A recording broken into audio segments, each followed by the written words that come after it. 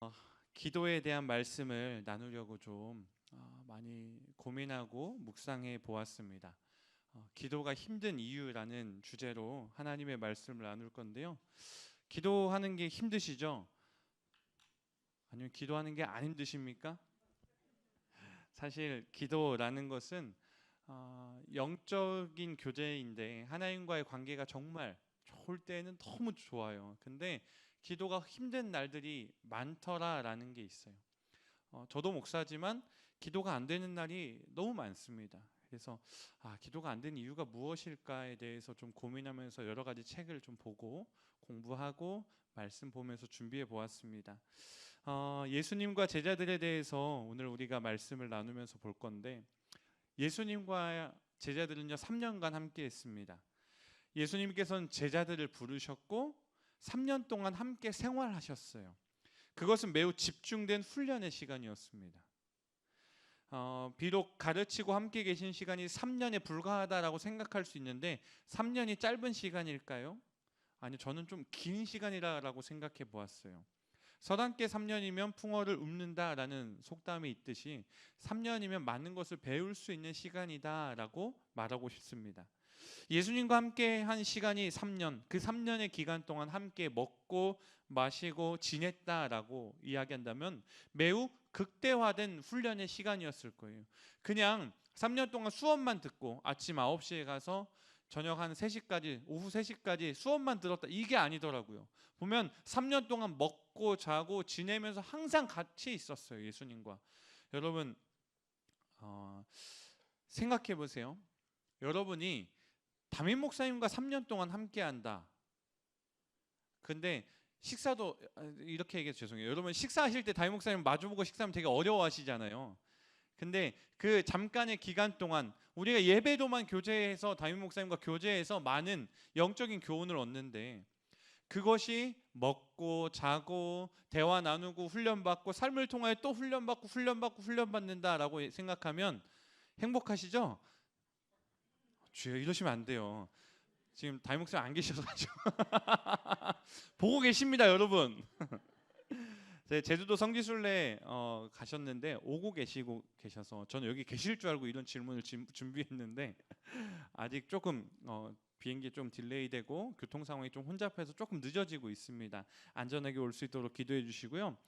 제주도 성지순례 함께 하신 분들이 3일간 담임 목사님과 함께 여정을 보내셨는데 많은 영적인 교제가 있었을 거예요.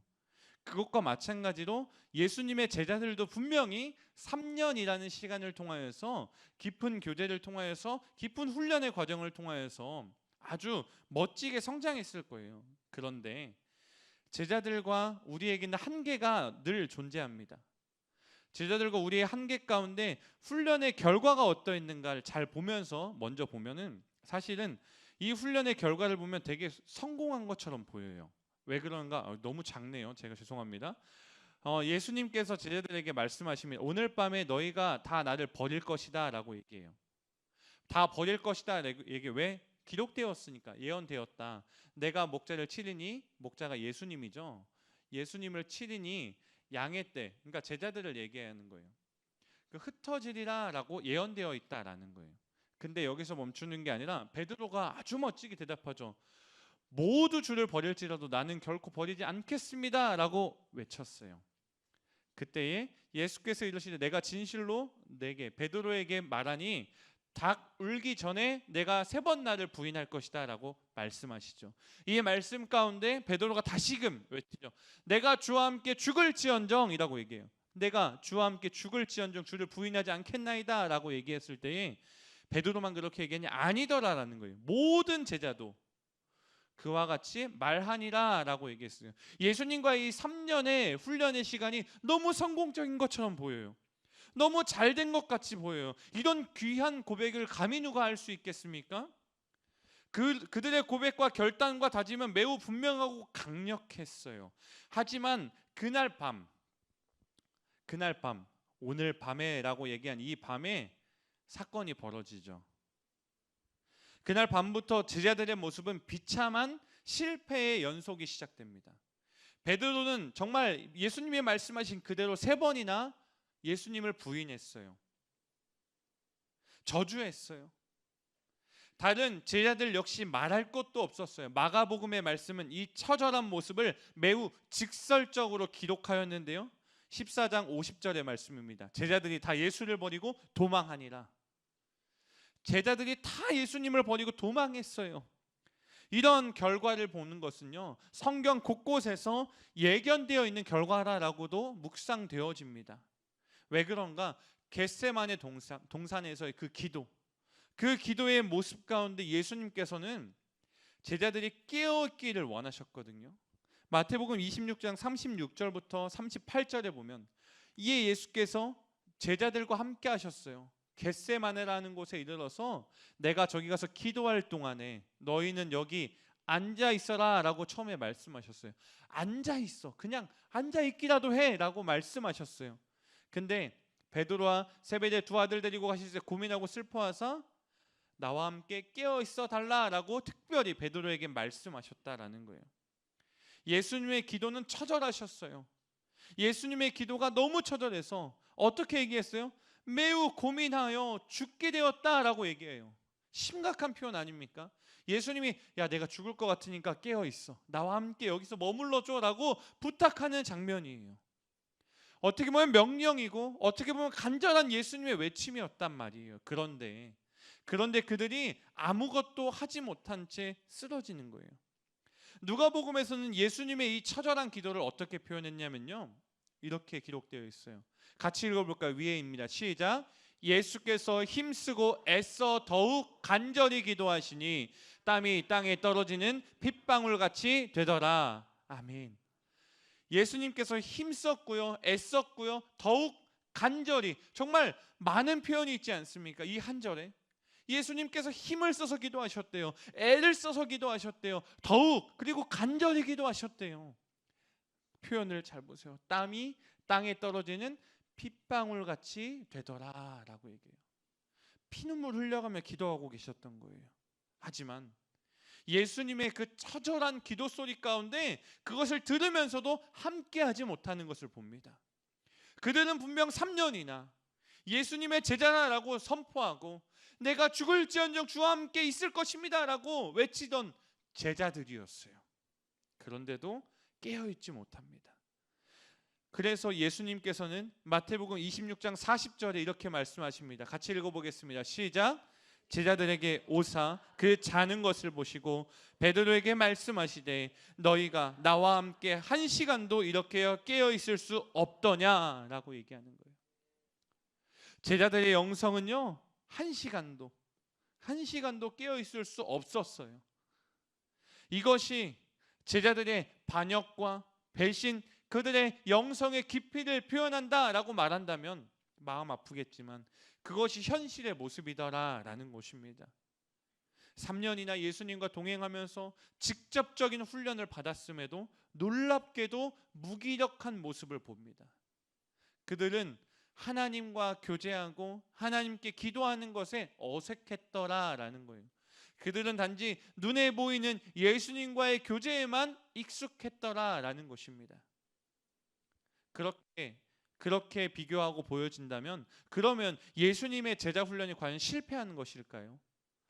질문해 보는 거예요. 예수님의 제자 훈련이 실패한 것입니까? 좀 더 생각해 보면, 좀 더 묵상해 보면 아니에요. 이것은 한국 교회와 함께 비교해 볼 만한 이야기입니다. 한국 교회는요, 번듯한 교회를 가지고 있어요. 성도님들도 있어요. 하지만 모양만 있고 능력을 잃어버렸습니다. 우리 많이 들어본 이야기죠. 모양만 있고 능력은 잃어버렸다. 겉으로는 대단하지만 실제적으로는요, 힘을 잃어버렸어요. 영향력이 없어지는 시대라고 이야기하죠. 교회의 영향력이 많이 줄어드는 시대라고 이야기하죠. 이제 여기 상계동이 많이 개발이 되더라고요. 근데 나라에서 교회 여기 상계동 여기 계상초 앞에 개발한다고 발표가 떴더라고요. 근데 교회가 30개가 있대요. 근데 무조건 내보내겠다라고 발표를 했어요. 물론 원만한 협상을 통해 내보내겠다라고 말했지만 속절없이 나가야 되는 거예요. 이런 게 현실입니다. 물론 교회가 알박기를 하려거나 뭐 그런 건 아니겠지요. 근데 교회가 당장에 이곳을 이전해서 떠나서 예배처를 마련하는 게 쉽습니까? 기간을 주겠죠. 물론 편안하게 할 수 있도록 많이 도와주겠지만 교회가 이곳에 있겠다라고 말 한마디 할 수 없어요. 이제 개발이 확정됐으니까. 그렇게 여기 있겠다라고 말하면은 교회가 알박기 한 게 되어버리는 상황이에요. 사실상. 이게 현실이더라라는 거예요. 이것이 기도도 마찬가지예요. 겉으로는 기도하지만 실제적으로는 기도의 힘을 다 잃어버린 게 현실입니다. 예수님 당시의 예루살렘 성전과 비슷한 영적 문제에 빠져 있어요. 당시 예루살렘도요, 겉으로는 하나님께 제사를 드렸고요, 기도하고 있었지만 그것은 형식적이었고 실제적으로는 재물의 유혹, 재물을 탐닉하는 장소로 쓰임받고 있었어요. 성전이 그야말로 이름만 기도하는 집이었더라라고, 장사치들이 가득한 공간이었더라라고 성경을 통해 우리 배우죠. 마가복음 11장 17절에 이에 예수님께서 직접 가르쳐서 말씀하여 주십니다. 기록된 바 내 집은 만민이 기도하는 집이라. 그렇게 칭함을 받으라 하지 않았냐? 너희는 강도의 소굴을 만들었다라고 얘기합니다. 하나님의 성전이요, 어떻게 되었는가를 잘 봐야 돼요. 기독교가 어떻게 되었는가를 잘 봐야 돼요. 근데 이게 지금에만 있었던 게 아니더라라는, 예루살렘에서도 동일하게 있었던 문제고 평생 동안 우리가 살아가면서 많이 볼 문제라라는 거예요. 그래서 우리가 해야 되는 게 뭔가, 깨어있는 기도요, 깨어있는 교회가 되어야 된다라는 것입니다. 이 시대에 선한 영향력을 가지는 교회가 되어야 된다라는 것입니다. 요즘 대한민국에요, 목사님들에게 기도하라라는 사명의 불길이 많이 떨어져요. 저는 우리 담임 목사님에게만 떨어진 줄 알았어요. 근데 여러 가지 목사님들의 책을 읽어보니까요, 작년 말부터 또 다른 교단의 이야기들을 들어보니까 침례교회예요. 침례교회 이야기를 들어보니까 침례교도 기도의 불길이 시작되었고요, 감리교회 다른 지역에 있는 목사님들에게도 같은 마음을 주셔서 기도하라라는 책을 쏟아내고 있어요. 2023년을 준비하는 빛가운 교회는 서울 대붕을 위해 기도하라라는 기도의 사명을 주셨고, 어떠한 목사님들에게는 1시간 기도하라라는 명령을 주셨어요. 그리고 1시간 기도 운동을 일으켜라라는 명령을 주셨어요. 그렇게 기도의 불길이 일어나고 있는 것을 보는데, 기도의 불길만을 가지는 것이 아니라 그 불길이요, 능력이 되어야 될 줄로 믿습니다. 1시간 기도할 때 하나님의 능력으로 살아가게 된다라는 것이죠. 1시간 기도하는 교회들이 계속 나타나서 선한 영향력으로 이 나라 이 민족을 일으켜야 된다라는 것입니다. 그러면 훈련이 실패한 게 아니더라라는 것을 볼 때에 우리 다음을 보면, 제자들은 어떠했는가? 예루살렘과 한국교회가 그렇게 무너졌다면 제자들도 오늘 우리가 읽었던 말씀 가운데 써 있는 것이 무엇입니까? 1시간도 이렇게 깨어 있을 수 없더냐라는 질문에 아무 말도 하지 못하고 있는 상황이더라라는 거예요. 시험에 들지 않게 깨어 기도하라. 마음에는 원이로되 육신이 약하도다라고 예수님께서 분명히 말씀하고 계세요. 마음은 기도하려고 하지만 육신이 약하구나라고 이야기한다라는 거예요. 육신이 약해요. 제자들은 예수님을 만나서 자신의 인생이 분명히 인생이 변화되었어요. 그런데 육체는 아직 그 마음을 따라가지 못하는 현실을 봅니다. 살아가는 날 동안 육체의 영역은요, 우리가 직접 처리해야 돼요. 우리가 예수님께 고침받는 역사가 아닌 이상 육신의, 마음의 이 원이라는 육신의 문제는 우리가 직접 처리할 수 있어야 된다는 것이죠. 오늘날 모든 크리스천의 숙제입니다. 우리가 믿을 때 분명하게 받게 되는 구원이 있어요.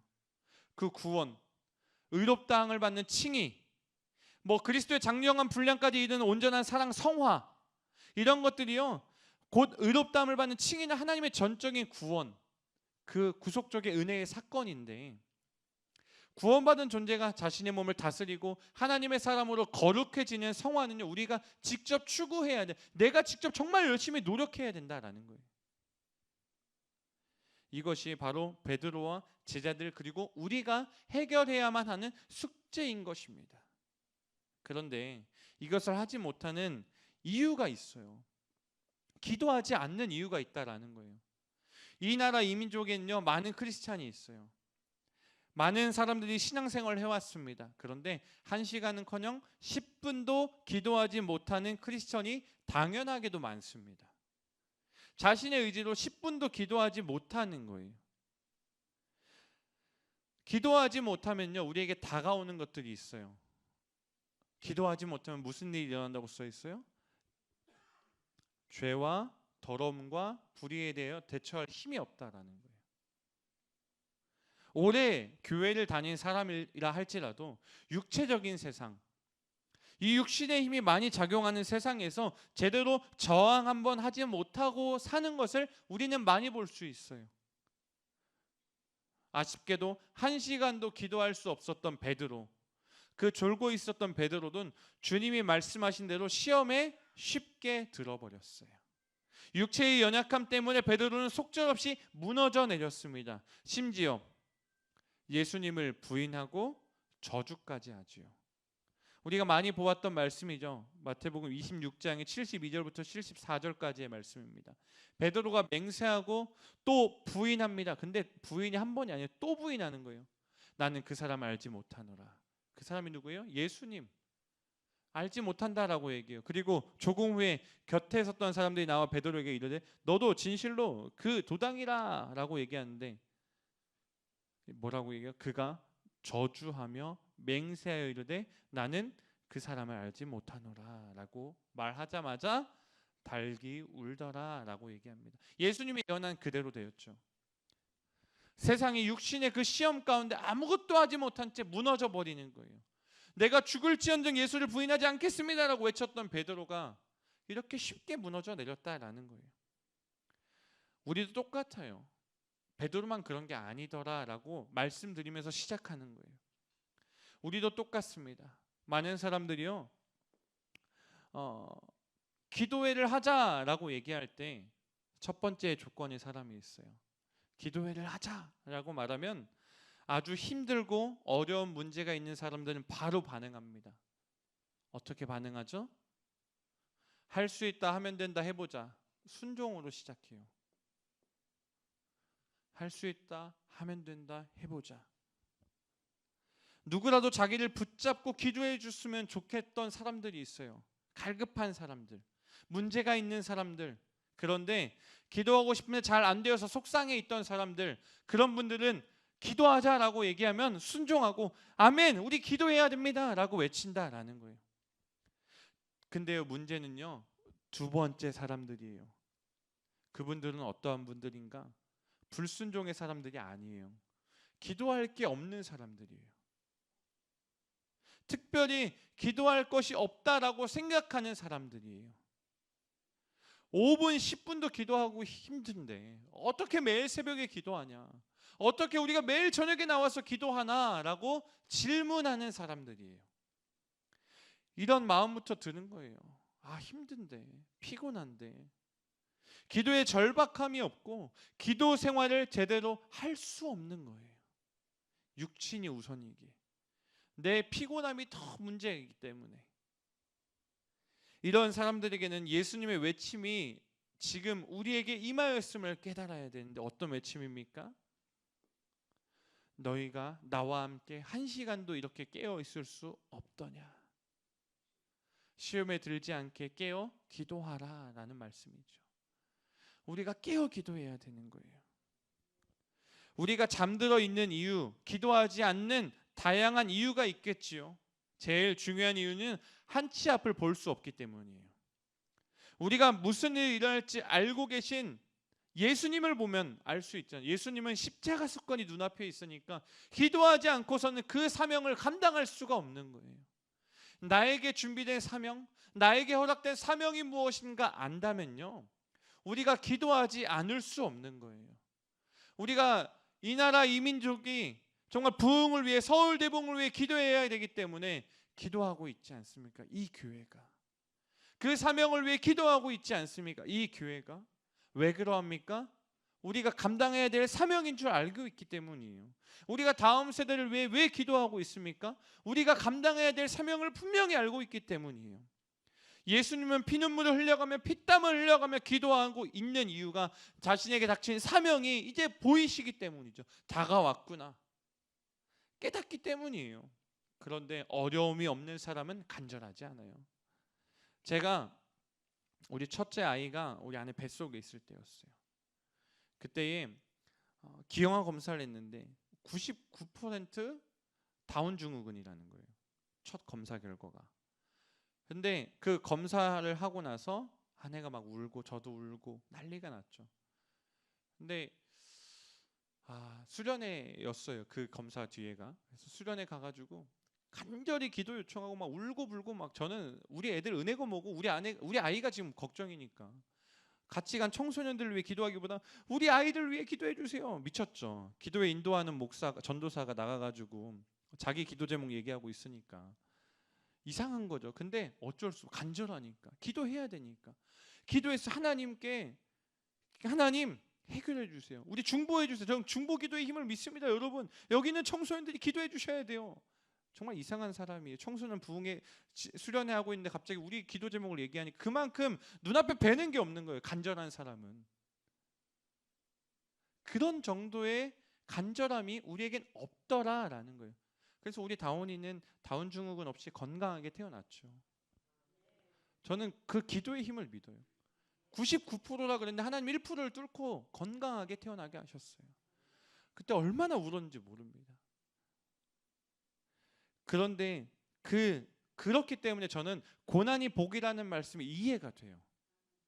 고난이 복이다. 고난 가운데 있는 분들에게 정말 죄송하지만 고난이 복이다라는 게 이해가 돼요. 하나님을 향한 간절함이 생길 수밖에 없어요. 그렇다면 우리가 더 생각해 볼 것은 언제 정신을 차려야 되는 거예요. 바로 평안하고 별다른 일이 없을 때 정신 차려 깨어서 기도할 수 있어야 돼요. 근신하라 깨어라. 너희 대적 마귀가 우는 사자같이 두루다니며 삼킬 자를 찾는다. 우리 요즘 많이 듣지요. 근신하라 깨어라. 깨어나야 되는 거예요. 유기성 목사님께서도 그 1시간 기도 운동을 시작하셨더라고요. 그 기도 운동을 시작하셨을 때에 매일 일기를 쓰라고 하더니 이제 1시간씩 기도하라고 하냐라는 그 비아냥거림이 너무 두려우셨다라고 얘기하셨어요. 그런데 유기성 목사님께서는 그래도 포기할 수 없는 이유는 이 기도가 우리 그리고 한국 교회가 살아나는 길이기 때문이다라고 말씀하셨어요. 그것을 우리가 이해할 수 있어야 돼요. 우리가 살아날 수 있는 길은 기도 운동밖에 없어요. 기도밖에 없어요. 깨어나 있는 수밖에 없어요. 그것이 바로 우리가 해야 되는 거예요. 평안하고 별다른 일이 없는 것 같은 이 시점, 정말 이때가 깨어 기도할 수 있는 여유로운 시간이 있을 때 기도할 수 있는 얼마나 좋은 시간입니까? 기도하자 하면 비아냥거리가 다가와요. 하지만 포기할 수 없습니다. 우리가 기도를 하면요 방해하는 세력들이 있어요. 바로 죄예요. 죄. 시편 66편 18절에 이렇게 써 있어요. 같이 읽어볼까요? 시작.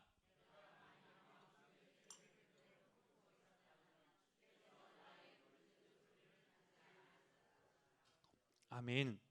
내가 만일 마음속의 죄를 그대로 품고 있었다면 주께서 나의 부르짖는 소리를 듣지 않았을 것이다. 시편에 진짜 있는 말씀이에요. 죄의 문제가 있어요. 아무리 기도해도 하나님이 듣지 않으시면요 죄의 문제 때문에 아무것도 되지 않는 그 시간이 있어요. 피곤함을 금방 느끼고 답답함을 느낄 수밖에 없어요. 하나님은 우리 죄를 품은 기도를 듣지 않으시기 때문이에요. 그러므로 우리는요 기도하는 대상이 하나님이라는 사실을 안다면 죄의 문제를 빨리 해결해야 돼요. 여러분 근데 제가 이런 말을 하면 오해하실 수 있어서 한 글을 적어봤어요. 죄인이 기도할 때 듣지 않으시는 게 아니라요 죄를 품은 기도를 듣지 않는다는 거예요. 죄인의 기도는 들으셔요. 근데 죄를 마음에 품고도 기도하는 자들이 있더라라는 거예요. 그런 자는 듣지 않으세요. 죄를 품은 기도. 우리가 그 죄를 품은 기도를 멀리 해야 되는 거예요. 죄는요 복잡하고 다양해요. 너무 다양해서 우리가 알지 못하는 것도 죄가 될 때가 많고요. 이건 죄라고 생각했는데 죄가 아니라고 할 수도 있는 것도 많아요. 근데 문제는요 죄 해결의 문제는 우리가 할 수 있는 게 아니에요. 우리가 할 수 있는 게 아니더라라는 거예요. 죄 해결의 문제는 하나님, 예수님, 성령님만 하실 수 있어요. 그래서 예수님께서 죄의 문제를 해결하기 위해서 십자가에 못 박혀 돌아가셨잖아요. 그것을 믿는 것이 시작이에요. 그리고 그 믿는 것으로부터 우리가 회개가 시작돼요. 이 순서를 아시겠어요? 우리 안에 죄가 복잡하게 있고, 그런데 죄는 해결해야 되는데 우리는 할 수 없어서 예수님이 계신 거고, 예수님을 향한 믿음이 있어야 되고, 그때 회개가 시작되더라라는 거예요. 그래서 우리가 하나님의 말씀을 들을 때 시작되는 그 성령의 역사, 우리를 비추심이라고 얘기하는 신학 용어가 있는데, 우리가 죄 가운데 있다라는 것을, 어둠 속에 있는 우리에게 빛을 비추신다는 그 순간의 성령의 역사하심이 회개의 시작의 관건인데, 사도행전 2장 37절에 그 관건을 이렇게 표현했어요. 형제들아 우리가 어찌할꼬 라고 얘기해요. 베드로가 설교해요. 다른 사도들에게 막 이제 그 설교를 듣고서 사도들에게, 베드로에게 물어봅니다. 우리가 어떻게 해야 됩니까? 라고. 회개기도의 첫 반응이에요. 내가 어떻게 해야 됩니까?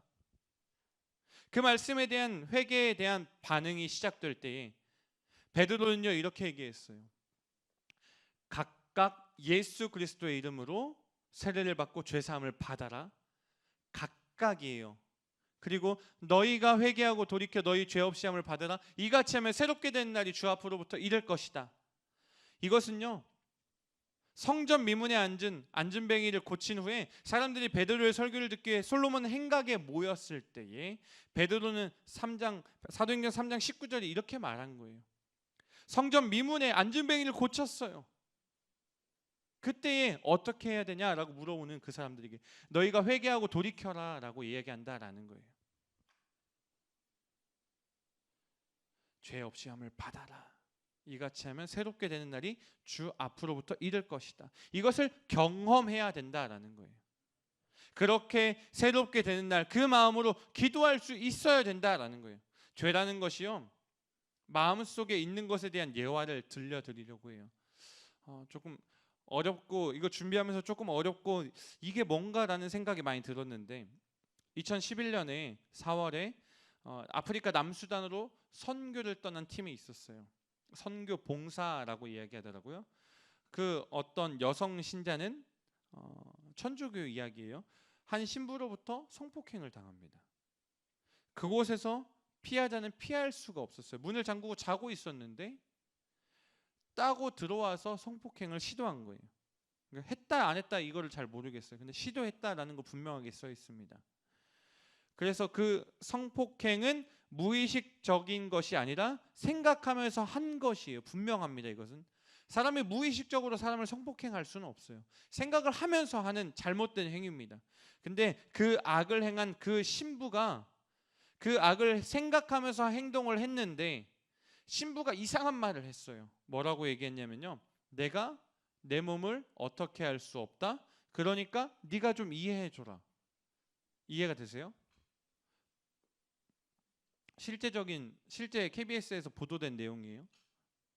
여기 그 피해자분 얼굴을 제가 좀 가렸는데, 그분은 얼굴을 정말 내놓고 인터뷰를 했어요. 내가 내 몸을 어떻게 할 수가 없다. 그러니까 네가 나를 좀 이해해 달라 라고 그 사람이 얘기했다라는 거예요. 좀 마음이 아프니까 좀 넘기면, 이것을 보면 신부의 말을 통하여 알 수 있는 게 뭐예요?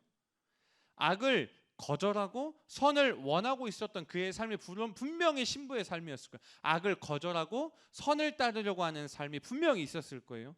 근데 그의 삶이 선을 쫓아 악을 거절할 능력이 없었다라는 거예요. 악을 거절할 능력이 없었다. 왜 그는 거절할 수 없었을까? 그 신부를 보호하고 감싸려는 말이 아니에요. 그 상황 자체를 잘 생각해 보자라는 거예요. 왜 거절할 수 없었을까라고 얘기한다면요, 말씀 가운데 바울이 로마서 7장에 이런 말을 썼어요. 내가 원하지 아니하는 그것을 하면 이를 행하는 자는 내가 아니라 내 속에 거하는 죄니라 라고 얘기해요. 죄가 이런 행동을 했다라는 거예요. 그리고 그러므로 내가 한 법을 깨달았니? 선을 행하기 원하는 나에게 악이 함께 있다라는 거예요. 그리고 내 속사람으로는 하나님의 법을 분명히 즐거워하는데 내 지체 속에서, 내 육체 속에서 다른 법이 내 마음의 법과 싸워 내 지체 속에 있는 죄의 법으로 나를 사로잡는 것을 보는도다 라고 얘기한다는 거예요. 우리 안에 악이 있어서 나는 분명히 선을 원하는데 선을 따라가지 못한다라고 얘기하는 거예요. 그 사람이 그렇게 무의식적으로 얘기했는데, 정말 범죄 현장에서 그렇게 얘기했는데 그게 여기 이렇게 말씀에 써 있더라라는 거예요. 그 이유가 바로 죄 때문이다라는 거예요. 여전히 죄가 남아 있어. 이것을 옛사람이라고 얘기하죠. 오랫동안 만들어진 습성 때문에 그 습성을 따라 살아가는 삶이더라라는 거예요. 정말 마음이 아픈 상황이죠. 에베소서 4장 22절 24절에 분명하게 써 있습니다. 옛사람을 벗어버려라, 심령이 새롭게 되어라, 새 사람을 입어라. 근데 우리가 이것을 잘 봐야 돼요. 여전히 욕망을 따라 움직이는 구습을 쫓아가는 옛사람이요, 사람을 지배하고 있어요. 분명하게 이 같은 상태에 있기 때문에 우리가 기도가 헛것이 될 때가 많다라는 거, 인간적인 기도에서 멈출 때가 많다라는 거, 이 같은 내면의 상태로 기도하는 것이 우리 모두에게 있다라는 거예요. 그러니까 여전히 습관적인 죄를 짓고 묵혀두어서 죄가 남아있는 상태이기 때문에 기도 역시 자연스러운 상태가 아니라 애써 노력해야만, 끄집어내야만 간신히 나오는 한 구절이 될 위험이 있더라라는 거예요. 정말 죄송해요. 이렇게 안 되는 이유만 자꾸 얘기하다 설교 끝날 것 같아서 분위기를 좀 전환해 보려고 합니다. 다윗을 예로 들어볼게요. 우리가 이렇게 사는 것이 아니라 어떻게 해야 되는가. 다윗, 우리가 예를 들기 가장 좋은 성경 인물이죠. 다윗도 똑같은 인간적인 죄를 지었어요. 부하 장수의 아내 밧세바를 범했고 자신의 아이를 임신하자 그 부하 장수를 죽음에 이르게 만들었고 자신의 아내로 삼은 매우 부도덕한 사람입니다. 그런데 그에게 어느 날 나단 선지자가 찾아오지요. 그 죄를 지적하지요. 그제야 다윗은 자신의 죄의 심각성을 인식하고 자신의 무딘 영과 하나님의 관계를 발견하고 있습니다. 그래서 자신은 정직한 영이 이미 훼손되었음을 알고 영의 회복을 위해 기도했어요. 하나님이여, 내 속에 정한 마음을 창조하시고 내 안에 정직한 영을 새롭게 하소서라고요. 여태껏 자신이 했던 기도와 찬양과 예배, 제사들이 하나님이 기뻐하지 않는 예배였음을 깨달았을 거예요. 이스라엘 백성들은 매일 아침마다 번제를 올려드리는 상번제도 있었고 갖가지 제사들로 매일마다 하나님 앞에 흠향을 올려드렸을 거라. 근데 그것이 아무것도 아니었음을 깨닫게 되었다라는 거죠.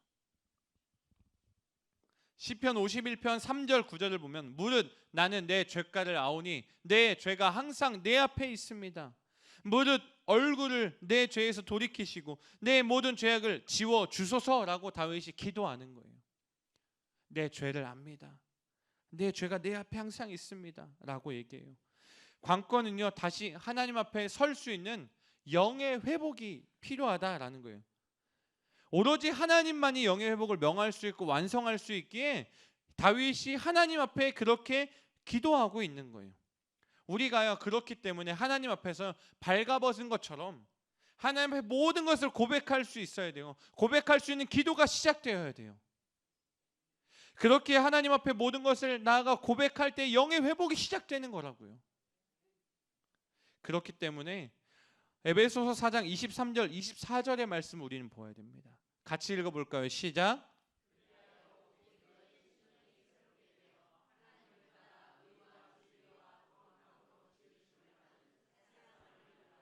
아멘. 여기서 보면요, 너희 심령이 새롭게 되어야 된다라고 얘기하면 하나님을 따라 의와 진리와 거룩함으로 지으심을 받은 새 사람을 입어라라고 얘기해요. 근데 이 새롭게 되어라는 것이 새롭게 되다라는 것이에요. 이것을 영어로 얘기하면 이런 뜻이래요. 발음이 안 좋아서 읽지 않았습니다. 근데 중요한 건 뭐냐? 이게 수동태라는 거예요. 수동태가 뭐냐면 새롭게 됨을 당한다라는 뜻이에요. 무언가를 타인에 의해서 당하는 게 수동태예요. 내가 하는 것은 능동적인 거지만 다른 사람에 의해 당하는 것은 수동적인 거예요. 우리가 새롭게 되는 거, 내 심령이 새롭게 하라는 것이 아니라 새롭게 됨을 당해야 된다라는 거예요. 심령이 새롭게 됨을 당하여라. 이것이 성령이 나를 새롭게 하는 그 순간을 향해 내가 발가벗겨져야 하는 이유예요. 하나님 앞에서 딱 내어놓으면요 이렇게 된다라는 거예요. 에스겔서 36장 26절에서도 마찬가지예요. 또 새 영을 너희 속에 두고 새 마음을 너희에게 주되, 누가요? 성령이요. 준다라는 거예요. 너희 육신에서 굳은 마음을 제거하고 부드러운 마음을 줄 것이며, 준다라는 거예요. 우리가 가진다가 아니에요. 성령이 주는 거예요. 그래서 성령께서 우리의 마음을 치유하실 뿐 아니라 우리에게 힘을 불어 넣어주시고 새 영으로 주님께 예배하게 하시고 새 영으로 주님께 기도하게 한다라는 거예요. 로마서 8장 14절에서 16절도 마찬가지입니다. 무릇 하나님의 영으로 인도함을 받는 사람은 곧 하나님의 아들이다.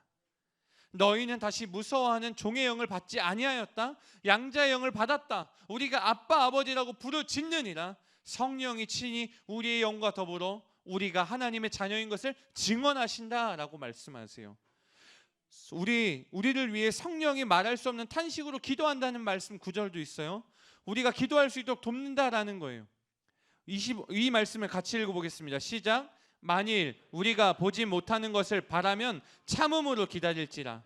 이와 같이 성령도 우리의 연약함을 도우시나니 우리는 마땅히 기도할 바를 알지 못하나 오직 성령이 말할 수 없는 탄식으로 우리를 위하여 친히 간구하시느니라.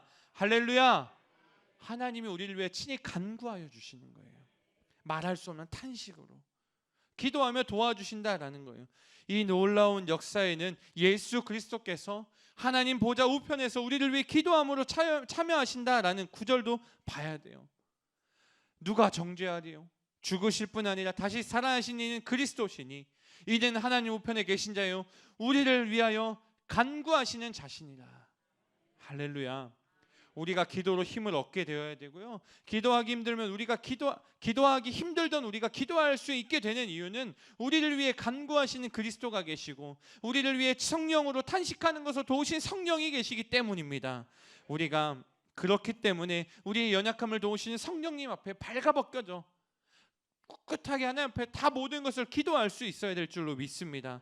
그래서 수동적으로 성령이 나를 운행할 수 있도록, 나의 영을 성령님이 운행할 수 있도록 내어 던져야 된다라는 것입니다. 마음이 없으면 핑계만 보이고 마음이 있으면 길이 보인다라는 책이 있어요. 우리가 기도 자리를 결단해야 되는 이유예요. 마음이 있으면 길이 보이게 되는 거예요. 근데 마음이 없으면 핑계만 보여서 기도할 수 없는 이유가 보여지는 거예요. 기도할 수 없는 이유는 너무 많은데 몇 가지만 한번 나누어 보았고, 그 이유를 뛰어넘어서 우리가 기도해야 되는 이유에 대해서 우리가 기도로 돌파할 수 있는 방법에 대해서 조금 나누어 보았습니다. 기도해 보니까 기도의 가장 어려운 고비가 무엇인 줄 아십니까? 바로 기도의 자리에 나아오는 것입니다. 기도에 앉기까지가 힘들어요. 기도의 자리에 나아오십시오. 그것이 시작입니다. 작심삼일일 것 같으면 주변 사람들에게 선포하십시오. 나 기도할 거야. 나 말리지 마 라고 얘기하면 안 말려, 네가 안 하잖아 라고 얘기할 거예요. 기도의 제목을 적어보십시오. 기도가 안 될 때 기도를 함께 해달라고 요청하십시오. 일어나지 못하면 깨워달라고 하십시오. 혼자 하기 어려우면 연합하여 기도하십시오. 우리가 기도할 수 있는 방법과 길은 너무나도 많은데 시작이 너무 늦습니다. 오늘 우리가 다시 시작해야 되는 시간인 줄로 믿습니다. 어느 목사님이요, 잠시 미국에 가야 하는 딸이 있어서 학위 때문에 미국에 딸이 갔대요. 딸 대신에 9개월 된 손자 돌봐야 돼서 목사님이신데 손자를 돌보시게 된 거죠. 물론 사모님과 함께 보셨겠죠. 근데 목사님이 혼자 손자를 딱 보고 있는데 낮에 잠깐 쉬려고 누웠는데 깜빡 졸으신 거예요, 바닥에서. 그런데 잠결에 뭐가 자꾸 닿는 느낌이 막 있더래요. 뭐가 왔겠어요? 손자가 와서 할아버지 얼굴을 이렇게 막 때리고 하나님이 할아버지가 있나 없나 얼굴을 막 부비부비 막 했을 거 아니에요. 9개월 된 아이들은 아직 이런 시력이 완전할 때가 아니거든요. 그래서 비비고 할아버지의 채취가 느껴지니까 다시 가서 막 뭐 하다가 또 이렇게 부딪혔다가 넘어졌다가 다시 할아버지한테 왔다가 할아버지가 잠에 깼겠죠. 그 목사님이 잠에서 깨셨겠죠. 잠깐 졸으셨다가 깬 거지만 뭐 하나 보는데 갔다가 다시 오는 거죠. 근데 이거를 이 손자가 7번, 8번을 하더라라는 거예요. 근데 할아버지가 있나 없나를 확인하는 작업이거든요. 아이들에게는 엄마 아빠도 있으면 조용히 잘 노는데 엄마 없는 순간, 채취가 느껴지지 않는 순간 막 울잖아요, 아이들이. 그거가 똑같아요. 근데 이 목사님이 손주가 와서 자기 얼굴에게 막 비비고 하는데 싫지가 않더래요. 오히려 너무 이쁘고 귀엽고 행복하더라라는 거예요. 얼마나 이뻤겠어요. 자기에게 그 갓난 아이가 와서 얼굴에 비비고 뭐 하면서 막 때리고 얼마나 행복했겠어요. 할아버지 목사님이 저 아이를 위해서 내가 정말 목탈 것이 없겠다라는 생각이 드시더래요. 아낄 것도 없겠다. 근데 생각해 보니까 9개월 된 아이에게 내가 해줄 수 있는 게 없더라라는 거예요. 큰 돈을 주어도 뭐 쓸 수 있겠어요? 자동차를 사줘도 뭐 감당이나 하겠어요? 그냥 우유나 장난감 좋은 거 사서 먹이고 갖고 놀 수 있게 하는 거겠지요. 그런데 할아버지 목사님이 이거구나. 손자가 할아버지인 내게 와서 얼굴을 비비듯 하나님께 내가 이렇게 얼굴을 비비듯 와서 기도한다면 하나님이 나를 얼마나 이뻐해 주고 귀여워해 주시고 정말 모든 것을 다 부어주려고 하실까 깨달으셨다라는 거예요. 그렇죠. 우리가 하나님께 나와서 하나님의 귀염둥이가 되어야 돼요. 우리에게는 우리가 어디 가서 귀염둥이라는 소리 듣겠어요? 하나님 앞에 나와야 들을 수 있는 거예요. 하나님의 귀염둥이가 다 되시기를 소망합니다. 하나님께서 그러면 무엇을 아끼겠어요? 우리가 하나님께 얼굴을 비비는 기도라고 이야기를 들어봤어요. 하나님께 얼굴 비비면서 기도했으면 좋겠어요. 하나님 사랑합니다. 저는 하나님이 계셔야 편안합니다. 그 손주처럼 하나님 앞에 할아버지한테 와서 막 비비던 그 손주처럼 하나님께 나와서 얼굴 비비고 손 비비고 하나님의 추치를 느끼고 살아가는 저와 여러분 되었으면 좋겠어요. 일을 하다가도 하나님 잘 계시죠? 공부를 하다가도 설거지를 하다가 하나님 잘 계시죠? 라고 말할 수 있는 우리가 되었으면 좋겠어요. 믿음으로 선포하시면서 기도하셨으면 좋겠어요. 우리 이렇게 선포해 볼까요? 나는 기도하게 될 것이다. 나는 기도할 것이다. 나는 1시간 깨어 있을 것이다. 하나님께 기도의 자리를 사모함으로 정말 깨어서 기도할 수 있는 예수 그리스도의 제자들 다 되시길 소망합니다. 이 시간 시편 40편이라는 찬양 함께 찬양하고 기도하고자 합니다. 하나님의 음성을 듣고자 기도하면 귀를 기울이사 내 기도를 들어주신다네. 우리가 그 찬양을 부르시면서 우리 시간 함께 기도하며 다시 한번 결단하는 시간 갖도록 하겠습니다.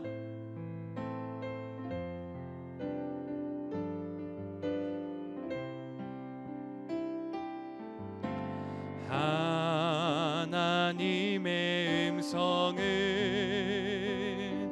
듣고자 기도하면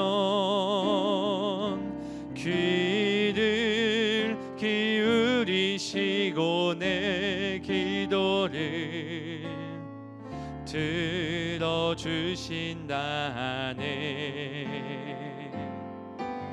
깊은 웅덩이와 수렁에서 끌어주시고 나의 발을 반석 위에 세우시사 나를 튼튼히 하셨네. 새 노래로 부르자 랄라라. 하나님께 올릴 찬송을 새 노래로 부르자. 하나님 사랑을 하나님의 음성을 한 번 더 고백합니다. 하나님의 음성을 듣고자 기도하면 귀를 기울이시고 내 기도를 들어주신다네.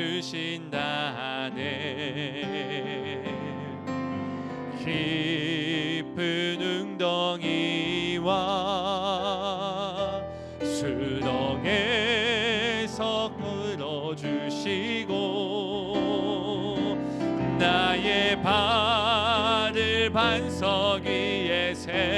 베푸시사 나를 튼튼히 하셨네. 새 노래로 부르자 랄라라. 하나님께 올릴 찬송을 새 노래로 부르자. 하나님